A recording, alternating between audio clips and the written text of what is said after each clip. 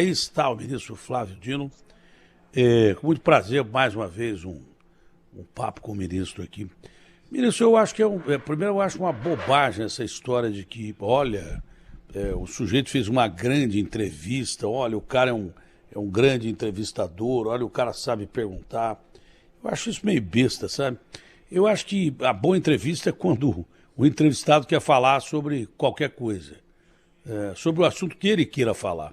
Então, antes de eu fazer alguma pergunta que pode parecer, porque já dizia o poeta que é melhor você ficar calado e o sujeito pensar que você é um idiota. Aliás, não era o poeta, foi o Lincoln quem disse isso. É melhor você ficar calado e o cara achar que você é um idiota do que você falar e o cara ter certeza que você é um idiota. Então, antes de perguntar, eu gostaria de perguntar ao senhor ministro qual é o assunto que o senhor gostaria de colocar como a primeira resposta sua para o povo brasileiro, né? Que é para o povo brasileiro que o senhor trabalha. E não para nós, mas sim para o povo brasileiro. Pois não, bom dia, ministro. Bom dia, Datena. Muito obrigado pela gentileza. Bom, em primeiro lugar, é claro, uma alegria conversar com você, todos os ouvintes, aqueles que nos acompanham pela internet. E certamente você não é alguém que deva ficar em silêncio. Pelo contrário, a sua voz é importante no Brasil. Eu quero, Datena, inicialmente cumprimentar todos os policiais do Brasil, toda a comunidade da segurança pública, porque esses dias nós tivemos operações de grande importância. Hoje tivemos uma operação de apreensão de drogas no Porto de Santos, em São Paulo. Tivemos uma operação também no Porto de Paranaguá. Ontem e hoje uma operação grande de desarticulação de uma quadrilha que aí estava movimentando 2 bilhões de reais, oriundo exatamente de tráfico de drogas, de armas, além do trabalho cotidiano em cada cidade. Então, a minha primeira palavra é elogiar a comunidade da segurança pública. É claro que há problemas, muitos defeitos. Às vezes há pessoas que procedem mal, muito mal, e têm sido punidas. Eu mesmo, nessa semana, já demiti vários policiais federais, infelizmente. Sei que os estados também cuidam das suas polícias, o município das suas guardas municipais, mas é importante a gente valorizar os bons exemplos. Então, a minha primeira palavra é dizer que esse trabalho continua. O presidente Lula, semana que vem, vai lançar um grande conjunto de medidas de segurança pública, que nós vamos anunciar em breve, mas abrangendo, por exemplo, a temática da Amazônia brasileira. Ontem, a Folha de São Paulo mostrou o crescimento do narcotráfico, de atividades ilegais na Amazônia brasileira, e nós estamos fazendo um investimento lá de 1 bilhão e 200 milhões de reais aproximadamente para fortalecer a presença da polícia e também das Forças Armadas na Amazônia, porque isso é importante para todo o Brasil. Gozado que o comentário que eu fiz agora, o senhor não ouviu, era exatamente sobre esse acordo. Eu não sou xenófobo, de forma alguma seria, não está em mim isso. Pelo contrário, para mim, gente é gente em qualquer lugar do mundo. Gente não tem fronteira. Para mim, gente é gente. Agora, quando gente quer pressionar a gente por causa de fronteira, não dá. O Lula fez muito bem em peitar essa carta de intenções desse acordo que vem lá de trás, né, para a Unidade Europeia e América do Sul. Querendo peitar o Brasil com restrições na realidade, catastróficas, né? O Brasil, ele preserva mais do que eles. Mesmo que eles não têm nada para preservar.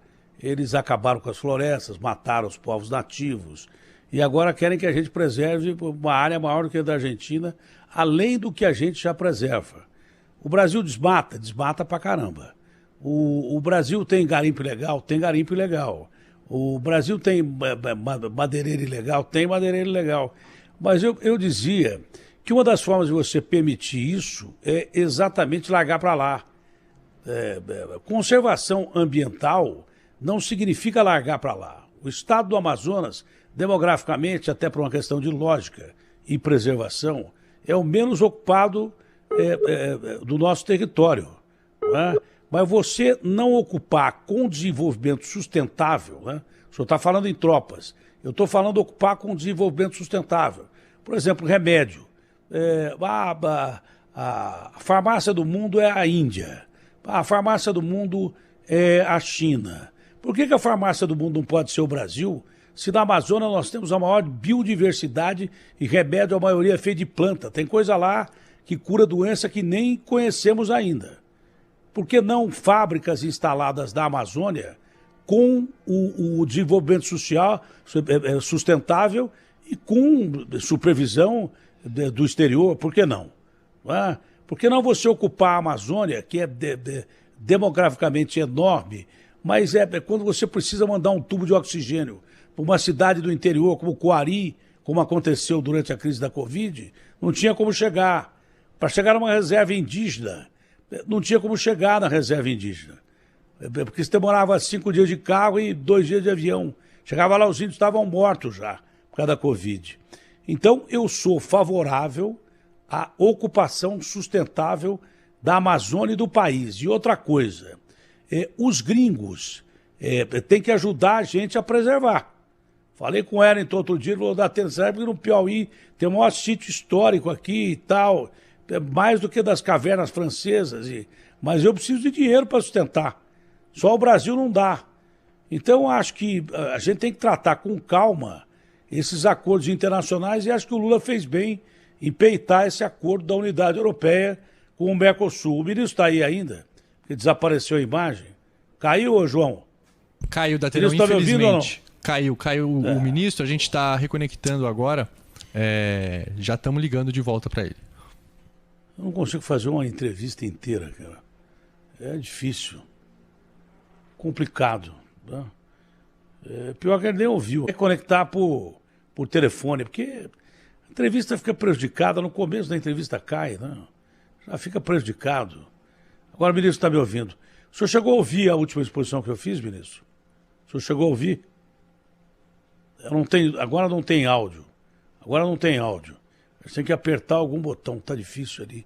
O pior é que o ministro tem agenda curta. Se não der para ter por imagem, a gente vai por telefone mesmo.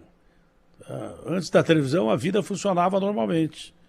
Antes da imagem, a vida funcionava normalmente. Ele está me ouvindo, mas eu não estou ouvindo o ministro. Tá?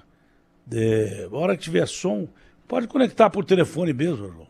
Acho que é mais fácil, até. Quando o ministro estiver me ouvindo, eu vou repetir a minha colocação aqui.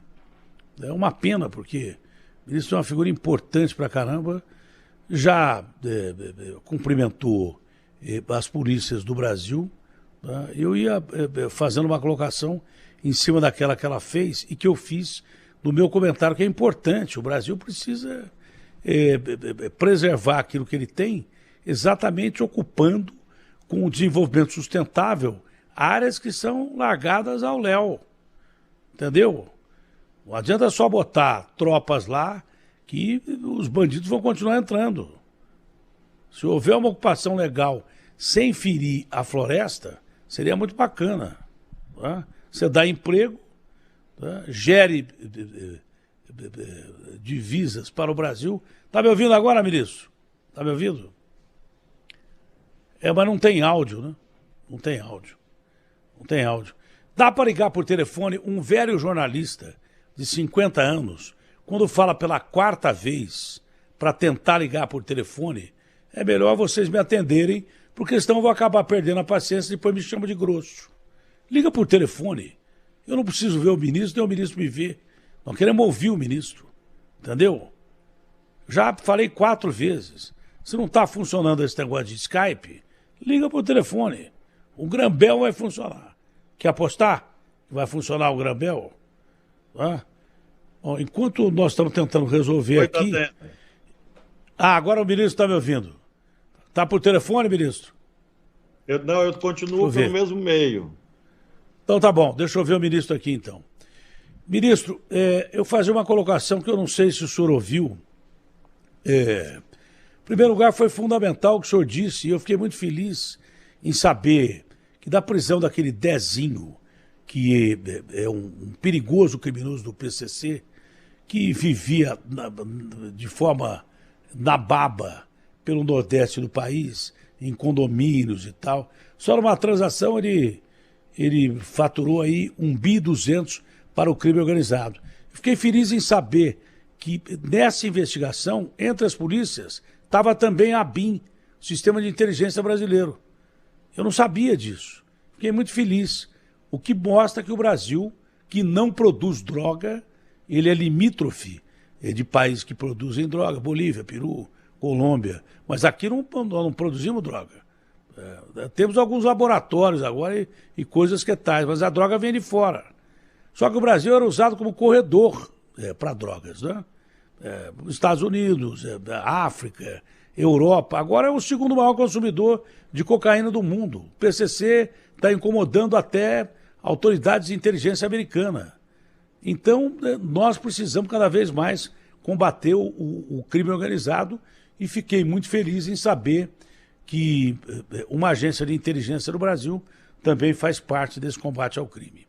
Agora, o que eu estava dizendo era sobre a Amazônia, porque as pessoas têm uma visão diversificada, pelo menos da minha.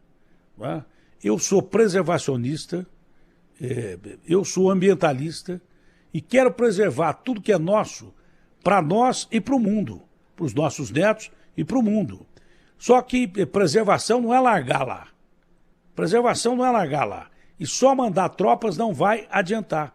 Eu sou a favor de um desenvolvimento sustentável na Amazônia, sob supervisão até internacional, nada contra.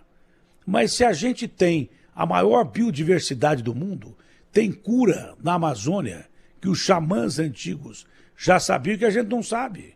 Se você tiver laboratórios com desenvolvimento científico, fábricas que não firam o ecossistema da Amazônia, você está ocupando a Amazônia com divisas para o Brasil e prestando um grande favor à humanidade e ocupando um território que está largado. Não tem estrada na Amazônia para chegar a Coari, que é uma cidade importante, produtora de gás, e que gente morreu durante a Covid porque não tinha atendimento médico. Reservas indígenas que tanto esses gringos enchem a nossa paciência, que, olha, eles largam os índios para lá. Não, vocês largam os índios para lá. Eles botam lá 2 ou 3 ONGs que não ajudam em quase nada. Algumas ajudam. Mas para chegar a um território indígena, você demora 5 dias de carro, mais avião e mais barco. Quantos índios morreram durante a pandemia? Entendeu? Então, eu sou a favor da ocupação da Amazônia de forma sustentável. Ah, mas vocês vão plantar soja lá? Evidente que não. Mas nós vamos ter que ocupar a Amazônia de uma forma sustentável para que o crime organizado de madeireiras, de garimpos, não ocupem. Tem como você fazer isso. E para isso o gringo precisa ajudar. Né? Porque preservar custa caro. Preservar custa caro. O Wellington falava comigo aqui, tendo aqui no Piauí, eu tenho um sítio de cavernas que é mais importante que aquele da França. Preservar. O governo brasileiro não tem dinheiro para isso. Os caras têm que nos ajudar. Então, além de tropas, acho que está tudo certo. Mas nós temos que dar um jeito de botar mais gente na Amazônia, botar, por que não, fábricas que não poluam e que não quebrem um ecossistema que é frágil mesmo. Mas eu acho que dá para fazer as duas coisas ao mesmo tempo. O senhor não partilha dessa ideia, ministro? Precisamos fazer, Datena, porque são 25 milhões de brasileiros e brasileiras que moram na Amazônia, legal, e precisam, de fato, de oportunidades de trabalho, emprego e renda, e isso é preservação ambiental. Veja que a Zona Franca de Manaus é um exemplo vitorioso, exatamente na direção que você diz, a geração de emprego, de renda, e isso ajuda a preservar a floresta em pé no estado do Amazonas. O presidente Lula resolveu sediar a próxima COP de 2025, a Conferência das Partes da Convenção Relativa a Mudanças Climáticas na Amazônia, vai ser na cidade de Belém, exatamente para dizer ao mundo isto. Ora, se há uma questão de segurança climática do mundo, o Brasil, portanto, é provedor de segurança climática, não só para o nosso povo, mas também para o planeta inteiro, é claro que isso deve ser remunerado. Remunerado de que forma? Com investimentos públicos e privados.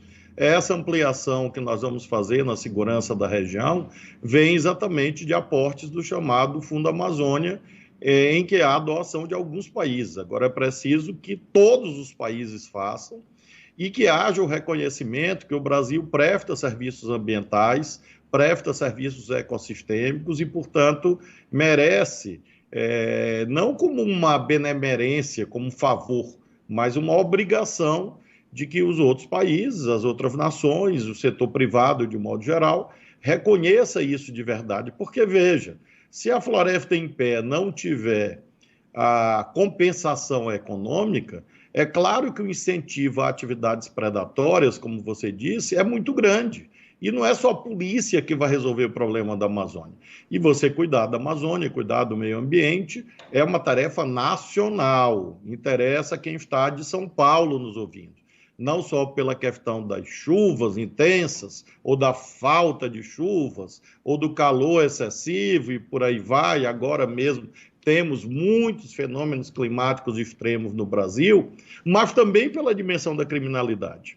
Você veja que nós temos 16 mil quilômetros de fronteira com nossos países vizinhos, do Rio Grande do Sul até o Amapá.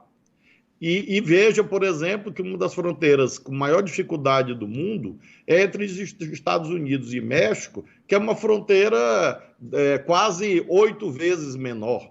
Então, você imagina o que significa de investimento. Eu tenho lançado programas, por exemplo, agora, ontem, recebi o governador do Amapá.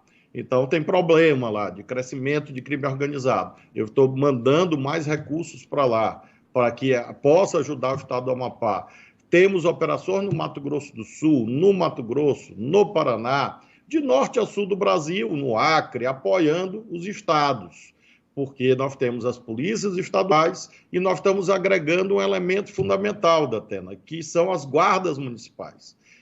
Nós temos, por exemplo, em São Paulo e vários outros estados, uma guarda municipal muito ativa. Então, você tem que incorporar as guardas municipais e não afastar. Havia, às vezes, competição. Nós estamos acabando com competição. Nós estamos fazendo uma operação agora com as Forças Armadas, independentemente de questões ideológicas ou políticas. Nós estamos fazendo uma operação forte com as Forças Armadas, de controle de fronteira em vários estados, de apreensão de drogas ilegais, de enfrentamento ao narcogarimpo, ao narcotráfico. Então, nós estamos abrindo os braços para todo mundo que queira trabalhar conosco. Estamos fazendo uma operação no Rio de Janeiro muito importante contra roubo de carga. Reduzimos em mais de 60% o roubo de carga, trabalho da Polícia Rodoviária Federal, da Polícia Federal, da Força Nacional. E quero também destacar, finalmente, Datena, nessa comunidade que está aqui no nosso ministério, a chamada Polícia Penal, porque faz um trabalho muito importante, tanto a federal quanto as estaduais.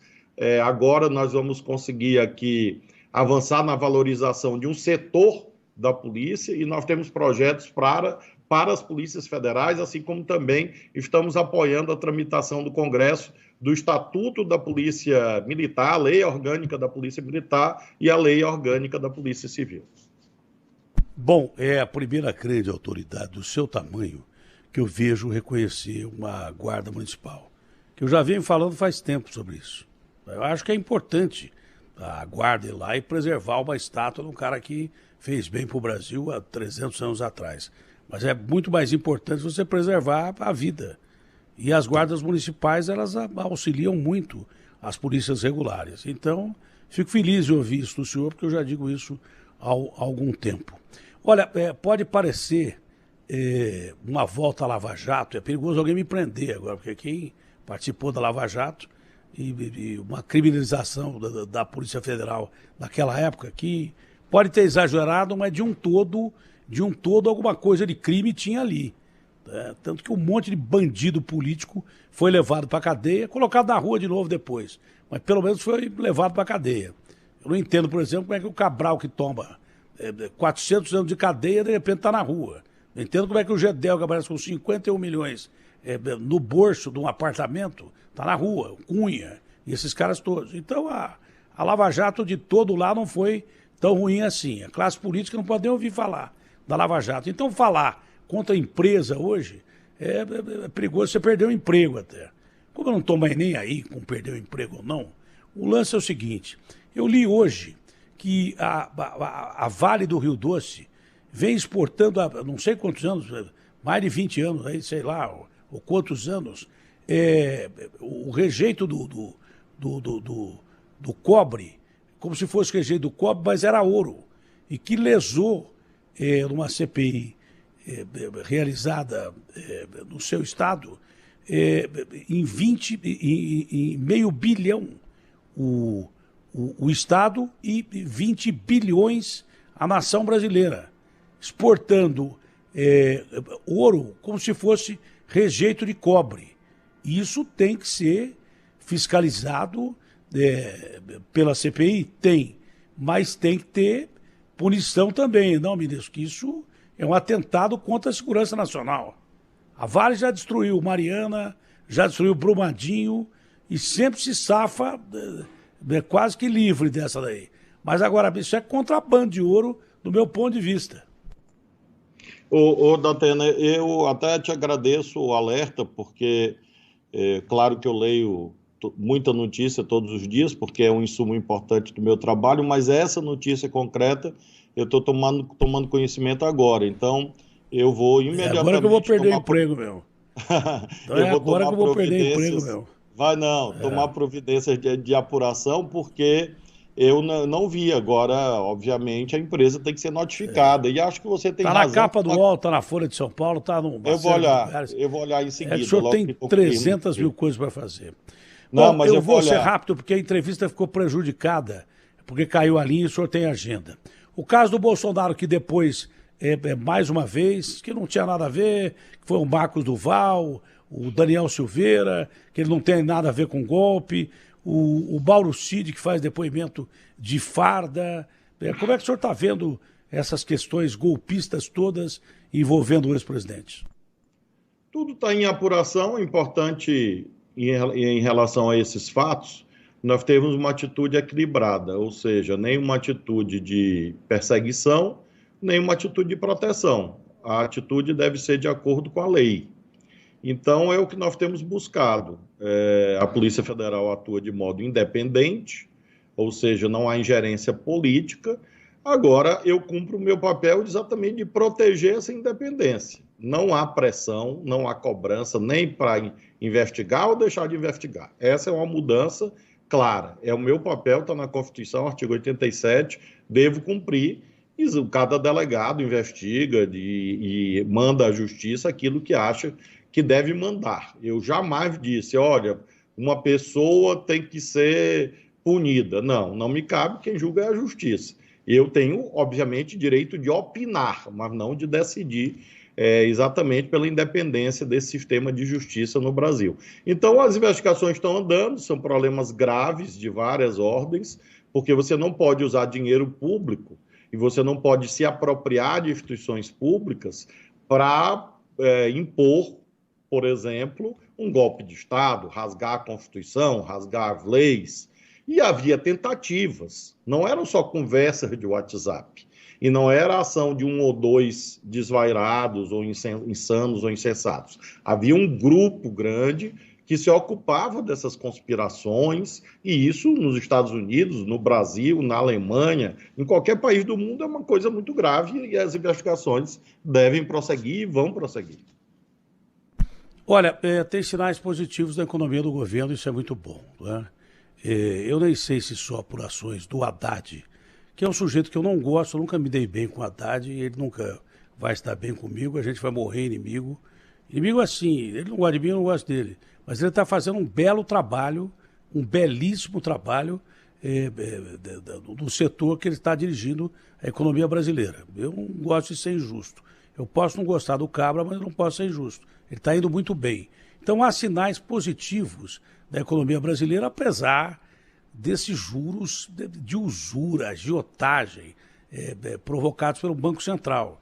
A inflação não está caindo só porque o cara bota 14% de juros. A inflação está caindo porque a gente não tem mais emprego quase. Então o feijão pode custar R$1 e o arroz 2, que o cara não tem dinheiro para comprar. Outro dia numa fila de Bom Prato Tinha gente pedindo uma moedinha para pagar R$1 de um prato de comida. Então não é assim que funciona, não é? Não é com esses juros desse jeito, sem o Brasil crescer, juros de usura, que você faz o povo passar fome e derruba a inflação e bota um monte de gente na cova.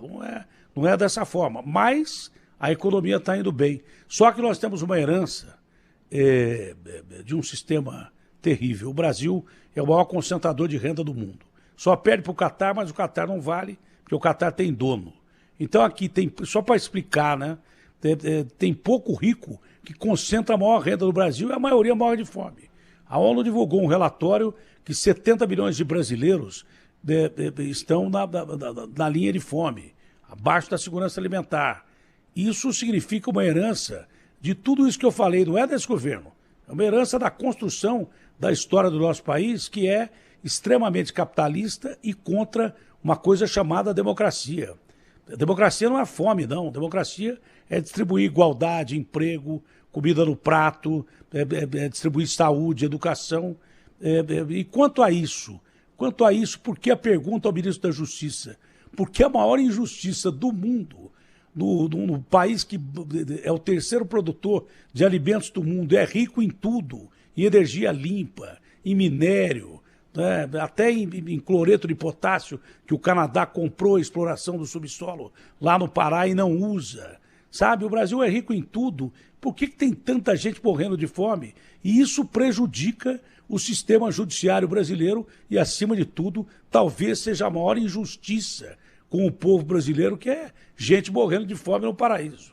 Hein, ministro? É uma questão central para a segurança pública, porque a economia crescendo é a maior garantia de uma sociedade com menos violência. Você veja a juventude, com muita dificuldade de estudar, se formar, e depois que estuda, se forma, não acha emprego. Para ter emprego para todo mundo, é preciso que haja investimento. E ninguém vai investir com a taxa de juros desse jeito, subindo, porque se a inflação está caindo, a taxa de juros está subindo. A taxa de juros real, né? A relação entre juros e inflação. A inflação caiu, a taxa de juros ficou estagnada. Significa dizer que, objetivamente, de janeiro para cá, a taxa de juros mês a mês vem subindo, porque você tinha uma inflação de 8%, hoje ela é de 3% anualizada. Então, obviamente, o juro real aumentou. E aí o que acontece? O cidadão, o investidor, o empresário, que tem 1 milhão, ele pode investir num negócio e gerar emprego, ele pode botar no banco. Ele vai botar no banco, porque a taxa de juros vai ser maior do que o lucro que ele vai ter no negócio. E ao botar no banco, ele não está gerando emprego. Então, é essa a questão central que o presidente Lula tem destacado. Estamos fazendo reforma tributária, arcabouço, como você disse, o ministro Haddad se empenhando de conversar, etc. Mas é um time, todo mundo jogando junto. E nesse time, o Banco Central tem que entrar. Não é possível que o Banco Central continue preso a uma ideia que era talvez adequada para o ano passado, mas nós estamos já caminhando para o fim, do segundo semestre de 2023. Então, agora vamos esperar até agosto. Esse negócio do Banco Central preso, o senhor não quer dizer que o presidente corre nenhum risco de ser preso no Banco Central? Não. É o Banco Central preso, o senhor não quis dizer isso. É preso, bom, mas preso, ministro... É preso ao passado. Eu levei um susto aqui, porque... Bom, ministro, um negócio importante, né? Um cara que é 3 vezes presidente da República, o cara pode até não gostar dele, odiar, olha, esse comunista e tal, daí por diante. Mas o cara é 3 vezes presidente da República. Ele pode ter cara de bobo e jeito de andar, mas não é de jeito nenhum. Tá? E está atraindo, não só a direita, como está atraindo. Vide agora a reforma tributária. Tá? Todo mundo votou a favor da reforma tributária. Então o Lula, para isso, é um craque. Mas está atraindo também o centrão. E forças de esquerda já começam a olhar do lado atravessado. É a tal de polarização que eu acho uma idiotice, acima de tudo, está o bem do Brasil. Não é? Como é que o senhor via a esquerda com essa aversão, aproximação com o centrão?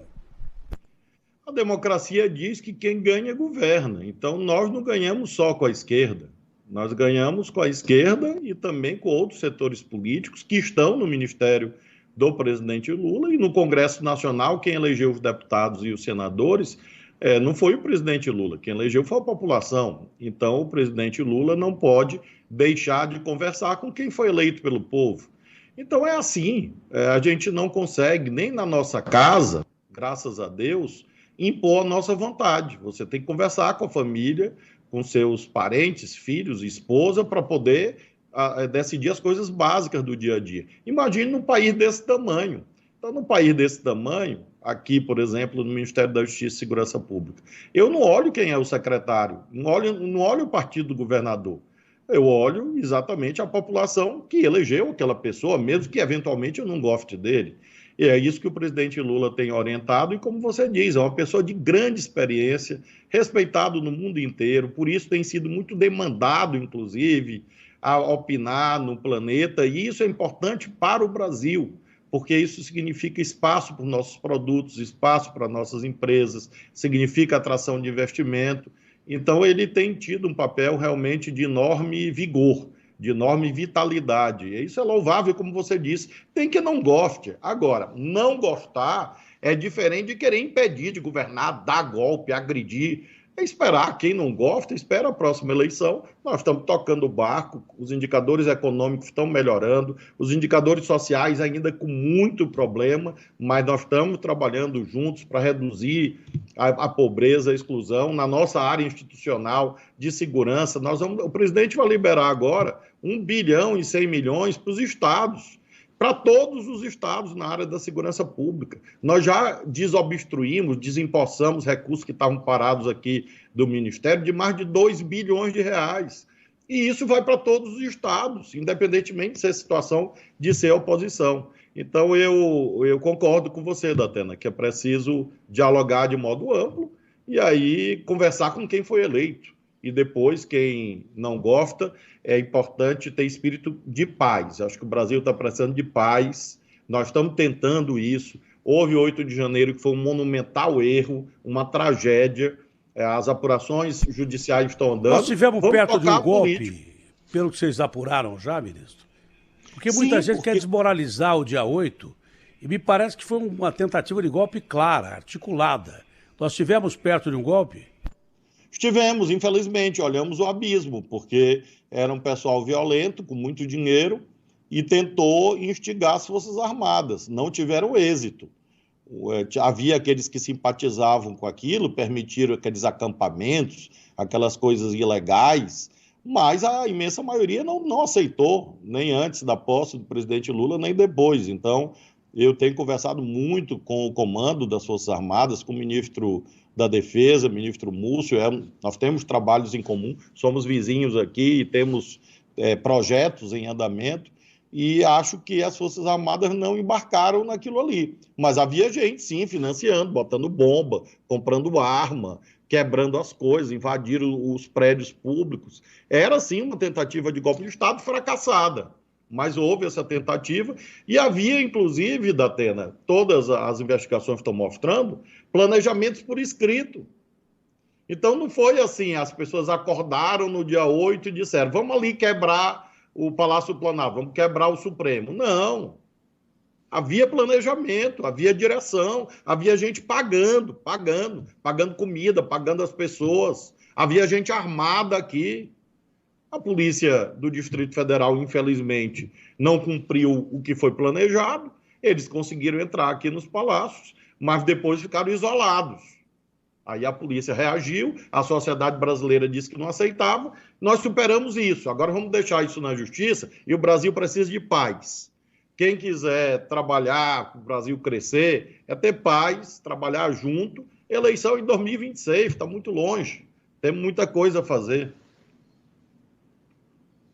Olha, muita gente acha que o governo Lula é contrário ao agronegócio. Não pode ser. O agronegócio é a nossa joia da coroa. É a última pergunta, já estamos no fim. Porque fique bem claro que o governo não pode ser contra o agronegócio e nem vai ser. Não há revanchismo em momento nenhum. Não é? Mas como é que está a questão do MST, invasão de terra, que sempre... A CPI virou um bate-boca, isso não leva a nada, né? Mas como é que está sendo analisada a questão do agronegócio, a questão do MST eu tenho a impressão que aí está o X da questão, né? Porque se guarda aquela perspectiva de que há um revanchismo, exatamente porque muita gente do agro poderia estar implicada no dia 8. E não é isso que o governo quer. O governo quer resolver a questão fundiária da melhor forma possível, porque não pode matar a galinha dos ovos de ouro, né? Mas a justiça tem que ser feita. Quem agiu de forma errada tem que pagar por isso. Exatamente, é separar o joio do trigo. Tem muita gente, a imensa maioria do pessoal do agro é séria, é gente que trabalha muito, que é importante para o Brasil. Nós estamos fazendo o grande plano safra agora, sob liderança do ministro Fávaro. Temos o trabalho do pessoal do INCRA, do MDA, Ministério do Desenvolvimento Agrário, do deputado Paulo Teixeira, para pacificar o campo. Todo mundo que queira trabalhar, pequeno, médio, grande. O MST é um movimento que participa do Brasil, produz alimentos. Tanto em relação ao pequeno, médio, grande, tiver coisa errada, tem que corrigir. Agora, nós precisamos trabalhar juntos, cada um tem seu papel. A produção da agricultura de exportação, a produção de alimentos que o pequeno faz, que o pequeno proprietário, o trabalhador, o camponês faz. Todo mundo tem espaço. O que deve nortear essa relação é a lei, e, ao mesmo tempo, nós estamos pedindo para que esse agro, que é pequeno, radicalizado, sectário, que fechou estrada, que quis explodir bomba, que financiou acampamento militar, queria dar golpe, que esse pessoal entenda que isso fracassou, que isso passou. Vamos plantar, pessoal. Plano Safra está aí, investimento, precisamos exportar, botar comida no prato do povo brasileiro. Então, cada um tem direito a votar. Agora, esse pessoal, uma pequena parte, confundiu e resolveu patrocinar golpe de Estado. Mas são poucos. E há também aqueles envolvidos com crime. E aí você tem que punir. Por exemplo, contrabando. Nós estamos com uma investigação grande de contrabando de fertilizante, de insumos, em zonas de fronteira, estados de fronteira. Então, não me importa se é pequeno, se é médio, se é grande, você tem que investigar. Agora, investigar e isolar essa pessoa. Não é ser contra o setor. Agora, isso é uma via de mão dupla da Atena. Todas as pessoas que nos ouvem sabem que para duas pessoas casarem, se apaixonarem, é preciso que haja reciprocidade. Não adianta um estar apaixonado e o outro não querer saber. Então, é preciso que haja essa reciprocidade e é preciso que todo mundo baixe essa beligerância. Da nossa parte, o espírito é de total abertura. O ministro Fávaro, que é do agro, a ministra Simone Tebet, do Planejamento do Mato Grosso do Sul, tem origem no agro. Eu recebi aqui o governador do Mato Grosso, que é o estado do agro. Fui em Goiás, recentemente, recebido pelo governador Caiado, forte ligação com o agro. Recebi o governador do Mato Grosso do Sul, forte ligação com o agro. Também Tocantins, Maranhão, Piauí, Pará, são estados em que o agro é forte. Paraná. Eu fui, conversei, todo mundo do governo tem ido. Agora fica a gente, às vezes, querendo confusão. E o Brasil não precisa de confusão. É preciso que haja pluralidade política, mas todo mundo respeitando a lei. Essa é a mensagem que o presidente Lula tem transmitido. Para casar é fácil. Para divorciar precisa de bons advogados. Porque não tem divórcio tranquilo, não. Isso aí não existe. Isso aí, eu imagino que seja um depoimento seu, né? Olha, não é mais quase. Mas, ministro, eu vou dizer uma coisa para o senhor. Eu estou satisfeito. Se o senhor quiser fazer mais alguma colocação, fica à disposição, porque para mim está ótimo. E desculpe a interrupção quando caiu a entrevista. E um abraço grande, sempre uma alegria ver o senhor. Que nosso Senhor Jesus Cristo abençoe você e todos os ouvintes. Muito obrigado pelo espaço. Vamos continuar conversando. Parabéns pelo teu trabalho. E que nós tenhamos sempre força, fé e esperança, pensamentos positivos, pensamentos bons. Cada um com o seu time de futebol, mas todo mundo se respeitando. É muito importante isso. Houve uma tragédia recentemente no futebol que mostra onde o ódio leva. Tem esses ataques em escolas. Isso tem que parar, isso tem que acabar. Faltou então, essa pergunta. Soltaram o rapaz? Soltaram o rapaz que o senhor promotor e o Ministério Público entenderam que não havia dados para que ele ficasse preso, mas agora tem que descobrir quem matou, né? Não adianta nada soltar o rapaz e ficar crime sem autoria. Está entregue a uma excelente delegada que é a doutora Ivalda, mas tem que descobrir quem matou. E quem não matou e atirou a garrafa tem que ser indiciado por tentativa de homicídio, porque uma garrafa mata. Tanto mata como matou aquela menina. Ministro, um abraço grande, bom dia ao senhor. Obrigado, viu? E um abraço a todos e que a gente fique em paz. Abração, até outra hora. Fica com Deus, ministro. Ministro Flávio Dino, sempre uma simpatia, conversando com a gente, muito competente. Faltou dizer a ele que ele é um dos nomes candidatos ao Supremo. Já estão falando dele do Supremo. Mas eu não ia perguntar disso para o ministro aqui. Né? Fica para outra vez.